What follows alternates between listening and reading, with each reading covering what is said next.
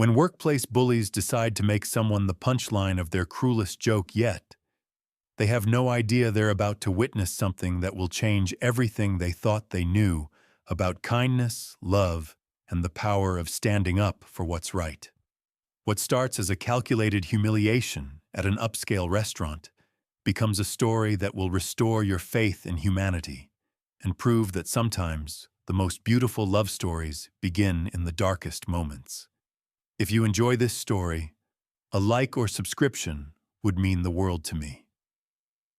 Don't forget to let me know where you're listening from and what time it is where you are. Rachel Martinez smoothed her navy cardigan nervously as she stepped off the city bus onto the cobblestone sidewalk outside the Harbor View restaurant.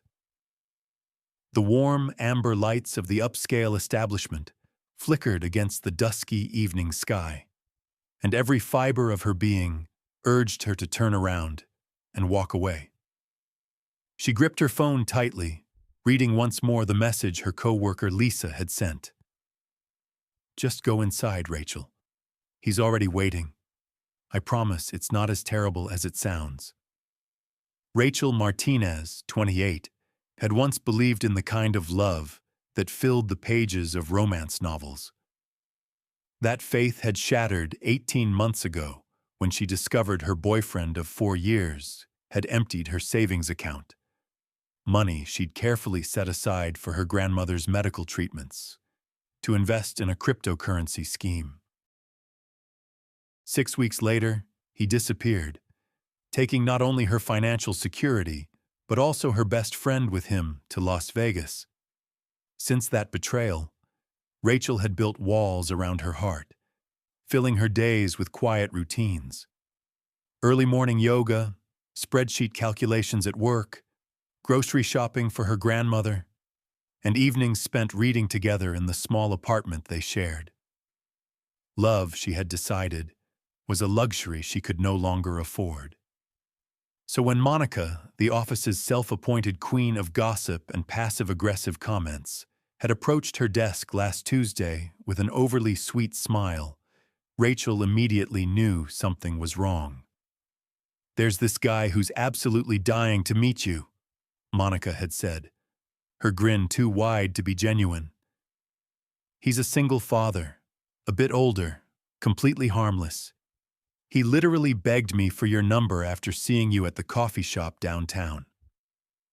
The snickers from nearby cubicles weren't subtle, nor were the exchanged glances between Monica's usual followers. Rachel had declined immediately. Blind dates weren't her style, especially ones arranged by someone who clearly disliked her. But Lisa, her one genuine friend at the office, had pulled her aside that afternoon, her face pale with guilt. "Listen, they're turning this into some kind of game," Lisa had admitted quietly. "Monica's already booked a table for you and this guy at the Harbor View. She's planning to show up there with her crew. I tried to talk her out of it, but she made it seem like I was the one who set the whole thing up." "So it's just a cruel joke?" Rachel had asked, her voice flat, throat tightening with familiar hurt. Lisa had stared at the floor. "I think so. But the guy, he might not know. Or maybe he's in on it too. I honestly don't know, Rachel, but I swear I never meant for this to spiral out of control." In the end, driven by a strange mixture of pride and quiet defiance, Rachel had agreed to go. She told herself it was better to show up, face whatever humiliation awaited her, and walk away with her dignity intact. Lisa had accompanied her to the restaurant entrance before lingering outside, too ashamed to go inside herself.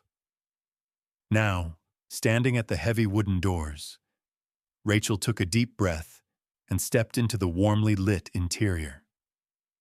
The hostess, a kind-faced woman in her 50s, led her past rows of intimate candlelit tables toward the back corner where she spotted the reservation Monica had made. As she approached, she saw him, a man already seated at the table checking his watch with a gentle expression of concern. But he wasn't alone. Sitting beside him in a colorful booster seat was a small boy, perhaps 5 years old, with a mess of dark curls and a stuffed elephant clutched protectively in his arms. The child was quietly coloring in an activity book, his tongue poking out slightly in concentration. Rachel froze mid-step. That's when she heard it, barely suppressed laughter. To her left, just 3 tables away, Monica sat with her usual gang of office cronies, all pretending to study their menus while stealing glances in Rachel's direction. One of them had her phone positioned discreetly, clearly recording what they expected to be an embarrassing encounter. "Oh my God," one of them whispered, just loud enough for Rachel to hear. "He actually brought his kid to a date. This is priceless. Who does that?" Another voice joined in. "Peak desperation level. This is going to be so cringy." Rachel's face burned with embarrassment. Her heart hammered so loudly she could hear it in her ears. Every instinct screamed at her to flee, to escape before the humiliation deepened. But then the little boy looked up from his coloring book and smiled at her. A pure, innocent smile that cut straight through her mortification. The man stood when he noticed her approach, gently pulling out the chair across from him. He had kind eyes, deep and thoughtful, perhaps tired but undeniably warm.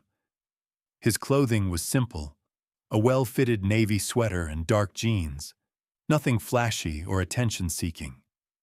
Everything about his demeanor suggested quiet strength rather than the creepy older man Monica had painted him to be.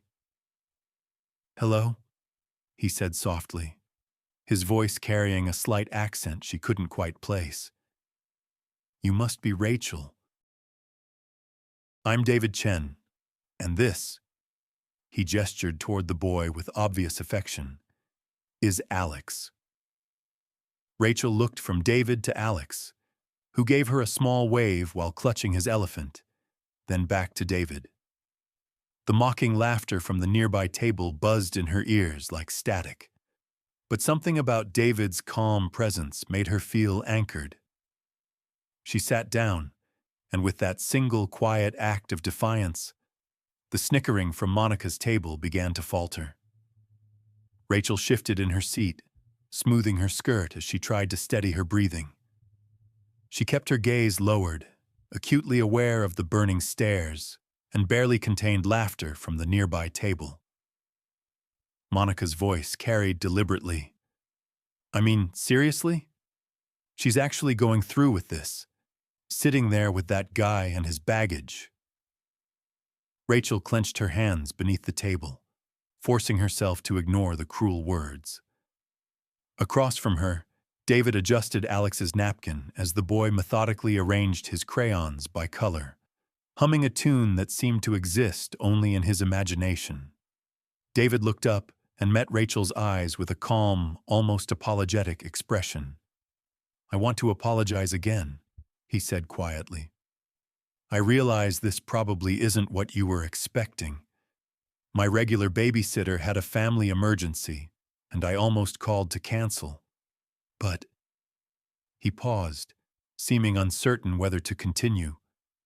"I really didn't want to miss the chance to meet you." Rachel blinked, caught off guard by his sincerity. There was no arrogance in his voice, no defensiveness, just genuine honesty.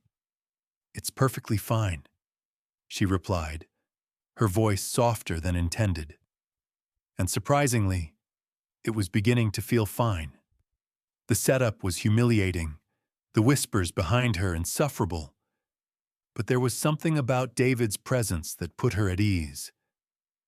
He was tall without being intimidating, his features carrying a quiet thoughtfulness. Laugh lines around his eyes and a small scar near his left temple suggested someone who had lived through both joy and hardship. He wore his simple clothes with unconscious confidence, and everything about him felt grounded, real. And then there was Alex. The little boy sat perfectly still for a moment, before reaching into his small backpack and pulling out a fresh sheet of paper and a green crayon. He glanced up at Rachel, then began drawing with intense focus. "He loves to create," David said, leaning slightly closer across the table. "Mostly spaceships and dragons, sometimes both in the same picture." Rachel smiled despite herself. "That sounds like an epic combination." "He has quite the imagination," David replied with a gentle chuckle. Several minutes passed in comfortable silence. Rachel began to relax, her shoulders dropping inch by inch. The restaurant's soft lighting cast a warm glow across their table, and the gentle clinking of silverware mixed with the quiet hum of conversations around them. She found herself focusing more on the way David occasionally glanced at Alex, always attentive, always present, never making the boy feel like an inconvenience. Alex finally held up his paper and beamed proudly. "Look what I made," he announced, waving it toward Rachel.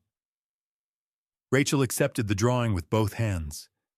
It was a crayon masterpiece featuring a brown-haired girl in a flowing blue dress, complete with sparkles and a silver crown, standing next to a rocket ship. "Is this supposed to be me?" she asked, genuinely surprised. "Yes," Alex nodded enthusiastically. "You're a space princess." Rachel's throat tightened unexpectedly with emotion. "She doesn't say that about everyone," David added, watching his son with clear pride. His usual favorite character is a robot named Captain Bolts. Rachel laughed softly, deeply touched. "I'm honored to be promoted to Space Princess." She was about to respond when movement caught her eye. One of the women from Monica's table stood and began walking toward them, feigning casual interest as she approached their corner. "Oh, hey, Rachel," the woman said with exaggerated surprise. "I had no idea you were into this sort of thing." Her gaze moved pointedly to Alex, then back to Rachel with barely concealed mockery.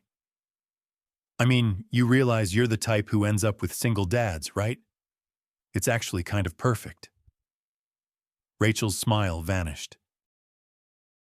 Before she could formulate a response, David stood slowly, maintaining his composure but radiating quiet strength. He placed one protective hand on Alex's small shoulder and looked the woman directly in the eyes. "I'm proud to be a father," he said evenly, his voice carrying unmistakable authority. "And I have far more respect for the woman sitting across from me than anyone at that table has shown tonight." The woman's smirk faltered completely. She blinked, scoffed weakly, and retreated to her table without another word. David sat back down, looking across at Rachel with those same kind eyes. "I apologize for that interruption." Rachel didn't speak immediately. She just looked at him, really looked, and something fundamental shifted inside her chest. This wasn't a joke to him, not to Alex either. And maybe, just maybe, it didn't have to be a humiliation for her anymore. She carefully folded Alex's drawing and placed it in her purse like something precious.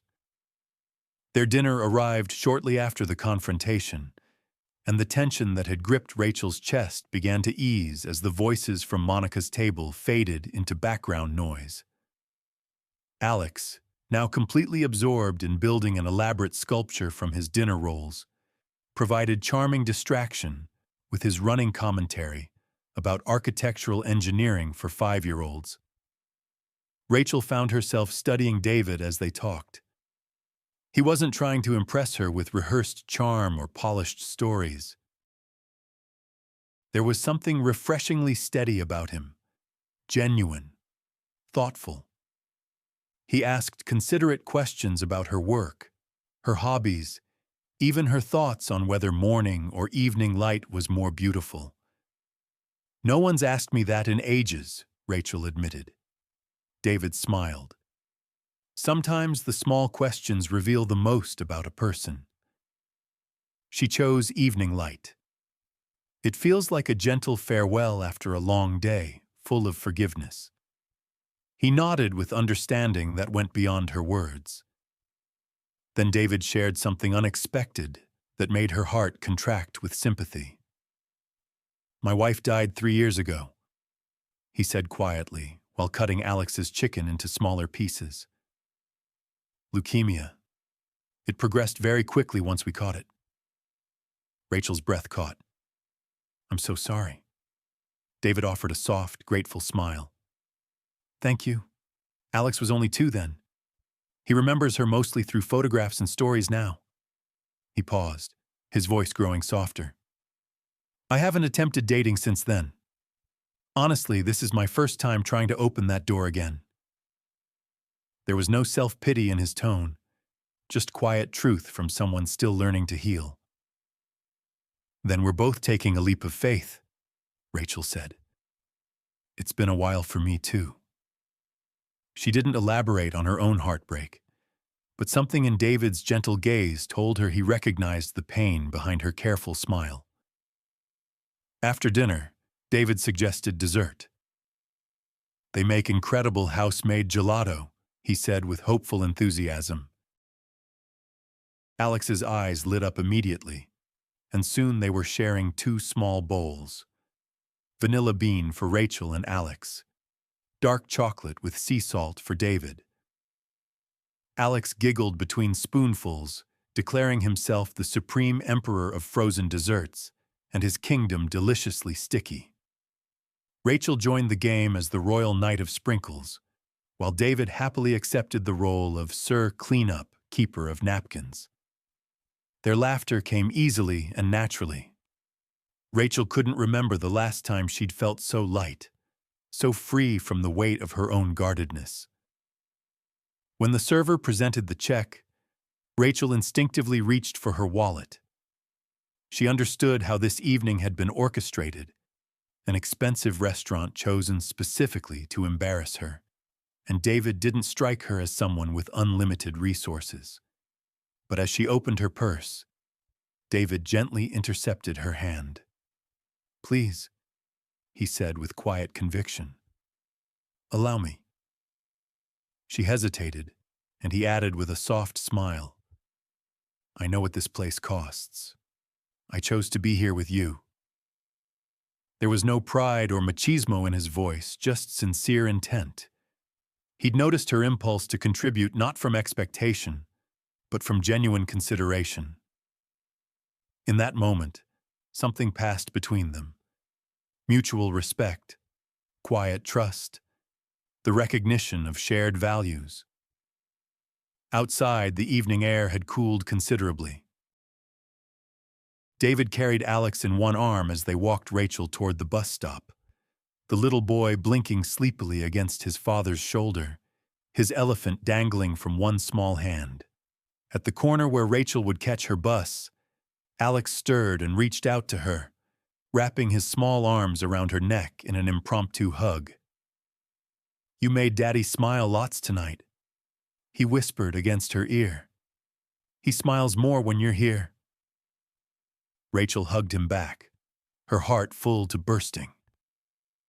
She looked at David over Alex's head.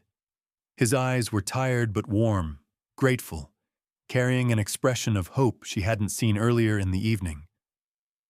They said goodbye in soft voices, with unspoken promises floating in the air between them. Rachel rode the bus home alone, Alex's space princess drawing tucked safely in her purse like a talisman. When she reached her apartment, she leaned against the door and finally allowed the tears to come, not from sadness or humiliation, but from something else entirely. Relief, hope, the unexpected joy of connection. Later that night, she picked up her phone and typed a simple message. "Thank you for a wonderful evening." A few minutes later, his reply illuminated her screen. "Thank you for not walking away when you saw me with my son, and for seeing us both as we really are." For the first time in what felt like forever, Rachel went to sleep smiling. In the days that followed, Rachel discovered herself checking her phone with anticipation rather than dread. What began with that simple thank you message evolved into a steady stream of communication. Good morning texts, shared articles about everything from urban gardening to space exploration, silly photos of Alex's latest artistic creations, and deeper conversations during quiet evening hours when the world felt smaller and more intimate.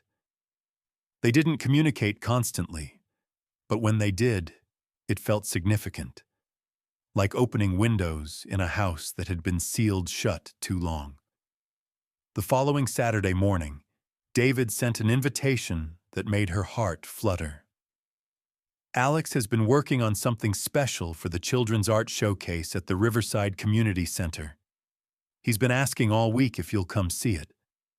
I think he'd be devastated if you weren't there. Rachel smiled as she typed back. I wouldn't miss it for anything. The Riverside Community Center was nestled between a public library and a small urban park, modest from the outside, but warm and welcoming within. Paper airplanes and origami flowers hung from the ceiling like a canopy of childhood dreams. The walls were covered with colorful handprints, and a small group of children near the entrance was performing an enthusiastic but off-key rendition of Twinkle, Twinkle, Little Star, with various percussion instruments. David greeted her at the entrance with Alex perched on his shoulders, the little boy dressed in his finest button-down shirt and clip-on tie, clearly taking the event very seriously. He's been talking about this all week, David said, as he carefully lowered Alex to the ground. Come on, let me show you around. They made their way into the main exhibition hall, where dozens of children's artworks were displayed on easels and bulletin boards.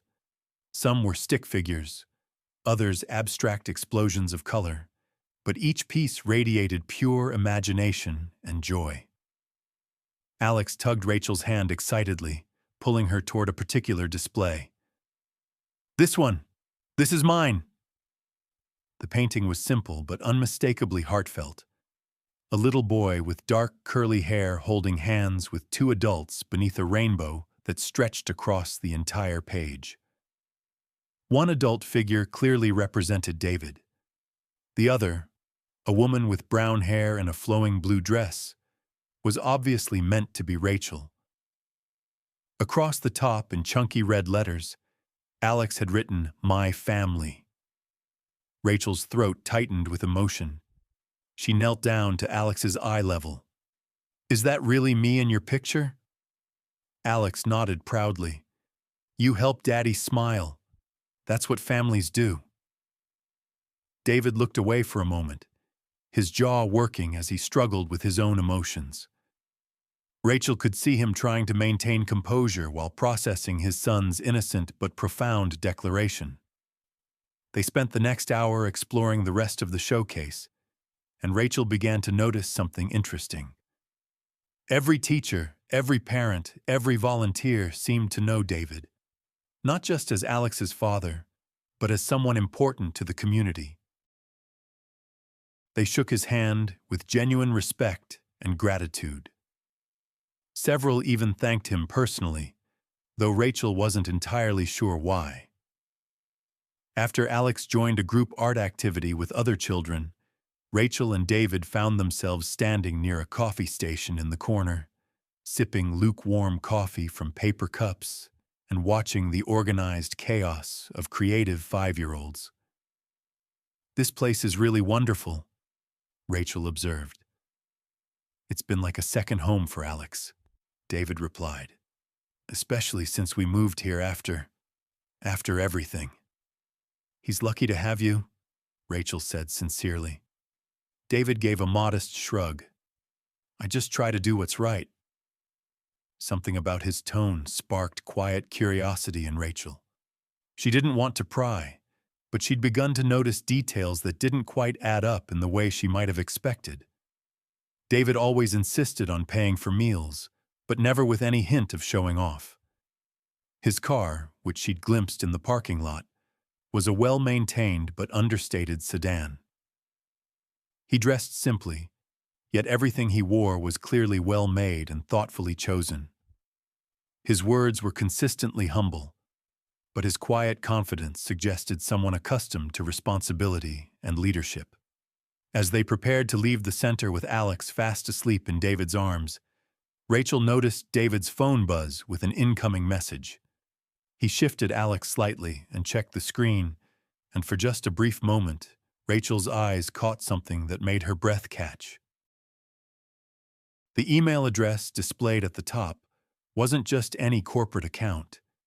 It carried the domain of Chen Development Group, the real estate development firm she'd been reading about in the local business section, one of the most successful companies in the region.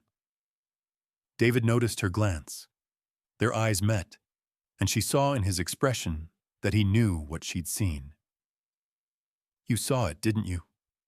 he asked gently. Rachel hesitated, then nodded. He didn't deflect or make excuses. "I try to keep that part of my life separate," he said calmly. "People tend to treat you differently once they know you're a CEO. Rachel's voice trailed off. "Technically, I'm the founder of the firm that helped fund this center, among other community projects," David explained. "But that's not who I want to be when I'm here with Alex. Or with you." Rachel looked back at the community center, then at him, speechless. David shifted Alex carefully in his arms and met her gaze with an expression of quiet gratitude. "You looked at me like I was just a father trying to do his best," he said softly. "That's the most valuable thing anyone has given me in years." Rachel sat at her small kitchen table the next evening, staring into a cup of herbal tea that had long since gone cold. The only sounds in the apartment were the gentle ticking of the wall clock and her grandmother's soft breathing from the bedroom where she was napping. But inside Rachel's mind, a storm raged. Doubt, fear, overwhelming uncertainty. The more time she spent with David and Alex, the heavier the weight in her chest became. David was everything she wasn't. Successful, established, generous without ever needing to prove anything. And Alex, sweet, trusting Alex, had already begun to carve out a place for her in his heart that she wasn't sure she deserved. But she couldn't shake the feeling that she didn't belong in their world. David was the founder of a major development company, someone who moved in circles far beyond her experience. She was just a junior accountant with barely any savings, a grandmother to care for, and a past marked by betrayal and financial ruin. He deserved someone polished, accomplished, not someone who had been used, discarded, and left to rebuild from nothing. And Alex deserved someone who wouldn't flinch when he accidentally called her family. So Rachel began to pull away, slowly but deliberately. She started responding to David's texts a little later each time. She made excuses to avoid dinner plans. She canceled their Sunday afternoon outings without offering alternatives. She told herself it was for the best, that she was protecting them both from her inevitable inadequacies. Then Monica found a way to destroy what she couldn't understand. Somehow, through office gossip or a chance sighting around town, Monica had discovered Rachel's growing relationship with David and Alex. One Tuesday morning, Rachel walked into work to find stares following her like shadows. When she checked her social media during lunch break, she found the post that made her blood run cold. It was a photo of her kneeling beside Alex in the community center, helping him tie his shoe. The caption read, "Some women will play house with anyone just to feel needed. Desperate much." The comments were worse. Laughing emojis, cruel speculation, a few fake concerned friend messages from coworkers who had never spoken a kind word to her before. That night, Rachel couldn't sleep. By morning, she had written her resignation letter and submitted it without explanation. She told no one except Lisa. When Lisa appeared at her apartment 3 days later with Chinese takeout and fire in her eyes, Rachel tried to pretend she was asleep on the couch. Lisa wasn't fooled. "You quit your job," Lisa stated, dropping the food on the coffee table with more force than necessary. "You've been ghosting David. Are you seriously running away from the best thing that's happened to you in years?" Rachel sat up slowly, her voice barely above a whisper. "You wouldn't understand." "Then help me understand," Lisa demanded. Rachel's voice cracked as the words spilled out. "He's everything I'm not. Successful, secure, generous. I'm just someone he feels sorry for. And Alex, if I let him love me and then I mess this up, I'll just end up hurting him too." Lisa stared at her for a long moment. "He never once treated you like a charity case. He sees you. He chose you. And Alex lights up like Christmas morning whenever you walk into a room." Rachel looked away, but Lisa wasn't finished. "You're not afraid of failing, Rachel. You're afraid of being loved without conditions, without having to earn it every single day. That terrifies you more than anything." Rachel said nothing, but after Lisa left, she cried for the first time in weeks. The next evening, there was a soft knock at her door. When Rachel opened it, David stood there with Alex nestled against his shoulder, the little boy's elephant dangling from one sleepy hand. David didn't speak immediately. His eyes searched hers, calm, steady, but filled with something that looked like quiet desperation. "I didn't come to argue," he said gently. "I just needed to see you one more time, if that's all you'll give me." Rachel couldn't find her voice. Her eyes burned with unshed tears. Alex stirred in his father's arms and looked up at Rachel with sleepy confusion. He reached into his pocket and pulled out a folded piece of paper, placing it carefully in Rachel's hands. "This is for you," he said simply. "It's our family. You're in it." With trembling fingers, Rachel unfolded the drawing. There they were, Alex, David, and her, drawn in vibrant crayon, all holding hands beneath a rainbow that arched clumsily but hopefully over their heads. At the bottom, in Alex's careful 5-year-old handwriting, were the words, "Please come home." The tears came then, sudden and overwhelming. And for the first time, Rachel wasn't sure if she was falling apart or finally beginning to heal. The grand ballroom of the Riverside Convention Center hummed with the energy of 500 women. The air was thick with anticipation, perfume, and the collective power of shared experiences. The Women Rising Conference was the city's most celebrated annual event, a gathering that spotlighted stories of resilience, transformation, and hope. Rachel hadn't planned to attend, especially not this year, but Lisa had insisted with characteristic determination. "You need to remember who you are," she'd said firmly, pressing the ticket into Rachel's reluctant hands. "And maybe remember what you still deserve." So Rachel had come, dressed in her best navy dress, sitting near the back of the enormous room, clutching a program she hadn't bothered to read. She tried to focus as various speakers shared their stories of overcoming addiction, loss, and failure. But her mind kept wandering. Her heart still ached from the way she'd pulled away from David and Alex, from something that had felt dangerously close to happiness. The MC's voice cut through her scattered thoughts.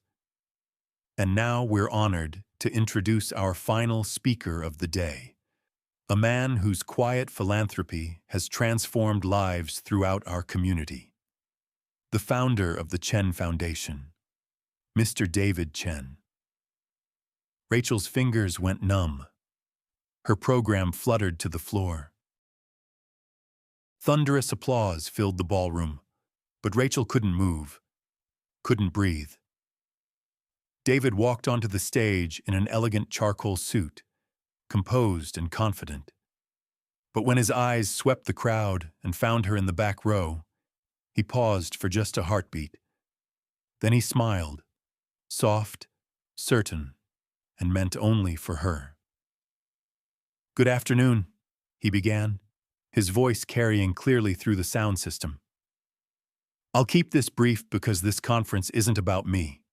It's about all of you, the women who continue moving forward even when the world tells you to stop." Rachel's heart hammered against her ribs. David's voice was steady, professional, but she could hear the vulnerability underneath, a quality she'd come to recognize and cherish. "I started the Chen Foundation after I lost my wife," he continued. "I needed a purpose beyond my grief, a way to stay grounded for my son, for myself. What I didn't expect was that in helping others rebuild, I would find my own reason to start again." He paused, looking down at his notes, then set them aside completely. Sometimes life surprises you when you least expect it. Sometimes healing comes disguised as ordinary moments, a shared meal, a child's drawing, the courage to trust again. And then, without warning, David stepped down from the stage. The ballroom fell silent. Every eye followed him as he walked through the rows of seats, past hundreds of curious faces, directly toward the back of the room, toward her. Rachel's breath caught in her throat. David stopped in front of her row, and in one fluid motion, he dropped to one knee. The silence was deafening. From his jacket pocket, he pulled out a small velvet box and opened it to reveal not a massive diamond, but a simple, elegant band of white gold set with a modest sapphire, understated, meaningful, perfect.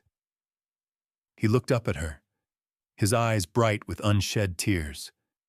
"Rachel," he said, his voice clear and strong enough for the entire ballroom to hear. "The night they tried to make a joke out of my son and me, you sat down anyway. You looked past their cruelty and saw us for who we really are. You made a little boy feel valued, and you made me believe in love again." Rachel's vision blurred with tears. "You turned their malice into the most beautiful evening of my life. Every moment since has only confirmed what I knew that first night, that you are extraordinary, that you are brave, and that you are exactly who Alex and I have been waiting for." He took a steadying breath. "Rachel Martinez, would you do me the honor of becoming my wife?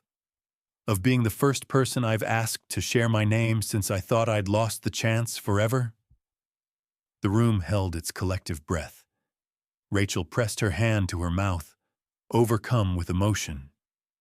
She couldn't speak, couldn't form words through her tears, but she nodded, once, twice, then more emphatically. The ballroom erupted. Cheers, applause, and cries of joy filled the air as 500 women rose to their feet, celebrating love's triumph over cruelty. David stood and slipped the ring onto Rachel's finger before pulling her into his arms. Just then, from the side of the stage, a small figure came running. Alex, dressed in his best shirt and tiny bow tie, launched himself into Rachel's arms. "Does this mean it's official?" he asked, his voice muffled against her shoulder. "Do I get to call you Mom now?" Rachel knelt down, wrapping her arms around the little boy who had helped heal her heart. "Yes, sweetheart," she whispered, her voice thick with tears. "You do." David crouched beside them, resting one hand on Rachel's back and the other on Alex's small shoulder. In the middle of that crowded ballroom, under bright lights and surrounded by applause, 3 people held each other, not as strangers bound by circumstance, but as something stronger, something whole, something called family. The cottage on Elmwood Street was always filled with warmth, not just from the large windows that let in streams of golden sunlight, but from laughter echoing through the rooms, from stories shared around the dinner table, and from the quiet contentment of three people learning to belong to each other completely. Rachel had moved in just 2 weeks after the proposal, her belongings fitting surprisingly well into the spaces David and Alex made for her. But it wasn't just physical space they created. It was emotional room, too. Room for her grandmother to join them for Sunday dinners. Room for Rachel's love of plants to transform their small backyard into a thriving garden. Room for Alex's art projects to cover every available refrigerator and wall surface. Every morning, Rachel helped pack Alex's lunch, tucking in little notes or drawings just as David told her his late wife used to do. Every evening after homework and bath time and bedtime stories, she found herself curled into David's arms, amazed that she could feel this safe, this cherished. But perhaps the most surprising aspect of their new life together wasn't just the love. It was the purpose that emerged from it. With David's encouragement and the backing of the Chen Foundation, Rachel launched something she'd never imagined possible: a free art therapy program for children who had experienced trauma.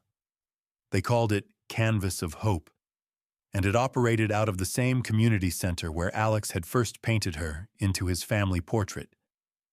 The program was simple in concept, but profound in impact. Paint, draw, create, heal. For children who had seen too much, endured too much, it offered a place to simply be safe and express themselves without judgment. David didn't just fund the program. He stepped back and let it be entirely hers. "This is your vision," he told her one morning, handing over the complete project file. "You have the heart for it, the intuition.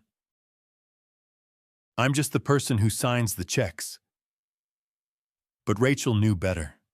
Behind every paintbrush and colored pencil was a man who believed in second chances, not just for himself, but for her, for Alex, and for every child who walked through those center doors. When he quietly updated the Chen Foundation's organizational documents to name Rachel as Director of Community Programs, she was stunned. "Are you certain about this?" she asked, staring at the official paperwork. "I've never been more sure of anything," he replied. "You've already changed lives, starting with mine and Alex's." And so, in a corner of the world once marked by pain and humiliation, Rachel found a kind of healing she never thought possible. Through art, through children's laughter, through love lived quietly, day by day. In every brushstroke created by small hands, every whispered thank you from a grateful parent, and every smile from Alex as he helped her set up supplies each week. Rachel understood that this was what redemption looked like. Not grand gestures or dramatic transformations, but steady, unwavering kindness, creating ripples of hope in an often harsh world. The soft clinking of silverware, the gentle hum of conversation, and the familiar amber glow of hanging lights made the Harbor View restaurant feel exactly the same as it had 1 year ago. Yet for Rachel, absolutely everything had changed. She walked through the entrance hand in hand with David, her hair swept up in an elegant twist, wearing a dress the color of deep emeralds. 12 months earlier, she had entered this place with dread pooling in her stomach and humiliation looming over her like a storm cloud. Tonight, she walked in with love beside her and peace filling her chest. Alex had stayed home for the evening with his grandmother, proudly declaring himself too sophisticated now for boring grown-up restaurants and insisting they plan a family camping trip the following weekend instead. The hostess looked up from her station and smiled with warm recognition. "Welcome back," she said genuinely. The same table? David nodded, and they were led through the dining room toward the back corner, the very table where a cruel joke had become the beginning of everything beautiful. Rachel sat down slowly, her eyes taking in the space like she was seeing a memory finally made peaceful. I can hardly believe it's been a full year, she murmured. David reached across the table, weaving his fingers through hers. It feels like yesterday, and a lifetime ago all at once. They ordered simply, dishes they remembered from that first evening, and talked easily about everything and nothing. Alex's latest artistic masterpiece, a sculpture made entirely of breakfast cereal, the progress of Canvas of Hope. They'd just received approval to expand to 3 more community centers, and the small daily joys that had become the foundation of their shared life. When their plates were cleared and the dessert menu politely declined, Rachel leaned forward, her voice growing softer with reflection. Do you ever think about that night? She asked. About how it all started, I mean. How something so cruel became something so beautiful. David considered her question, his thumb tracing gentle circles on the back of her hand. Sometimes, he said thoughtfully, but not the way you might expect. Rachel tilted her head, curious.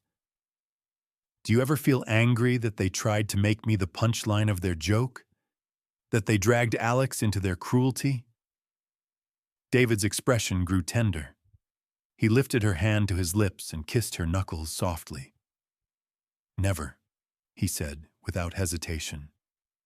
Because if they hadn't orchestrated that evening exactly as they did, I might never have found you. If it took their petty meanness to lead me to the most genuine love I've ever known, then I can't bring myself to hate how our story began. Rachel blinked against the sudden sting of tears. Sometimes, David continued, leaning closer, the most precious gifts come wrapped in the most unlikely packages. She laughed softly, brushing her thumb along his wedding ring, a simple band that matched her own. And sometimes, she whispered, you discover forever at a table meant for heartbreak. David nodded, then pressed a gentle kiss to her temple. Happy anniversary, my love. As they sat together under the same warm lights at the same corner table, Rachel marveled at the journey that had brought them here. What began as a setup designed to humiliate had transformed into the most beautiful beginning imaginable. Monica and her cruel friends had unknowingly orchestrated a love story. Alex had gained not just a mother, but a champion who understood that family was built on choice and commitment, not just biology. David had rediscovered that his heart was capable of loving again, deeply and completely. And Rachel had learned that she was worthy of unconditional love, that her past didn't define her future, and that sometimes the greatest courage was simply showing up and staying open to possibility. Outside the restaurant, the city hummed with its usual energy, but inside their small circle of warmth and connection, time felt suspended. They had found each other in the most unexpected way, and they had chosen each other every day since.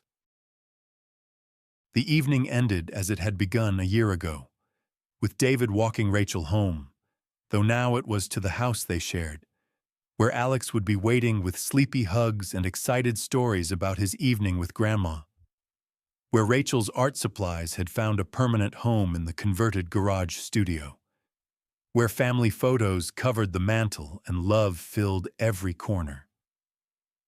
As they walked through their front door, Alex came running down the hallway in his pajamas, launching himself into their arms with the unconscious trust of a child who had never doubted his place in their hearts. "How was your fancy dinner?" he asked, wrapping his arms around both of them. "Perfect," Rachel said, kissing the top of his head. "But not nearly as perfect as coming home to you." And in that moment, surrounded by the two people who had taught her that love could heal, that families could be chosen, and that second chances were real, Rachel understood that she had everything she had ever truly wanted. Sometimes the most beautiful love stories begin with the worst intentions. Sometimes kindness triumphs over cruelty in ways that change everyone involved. And sometimes, when you're brave enough to sit down at a table meant for your humiliation, you discover that you're actually taking the first step toward home.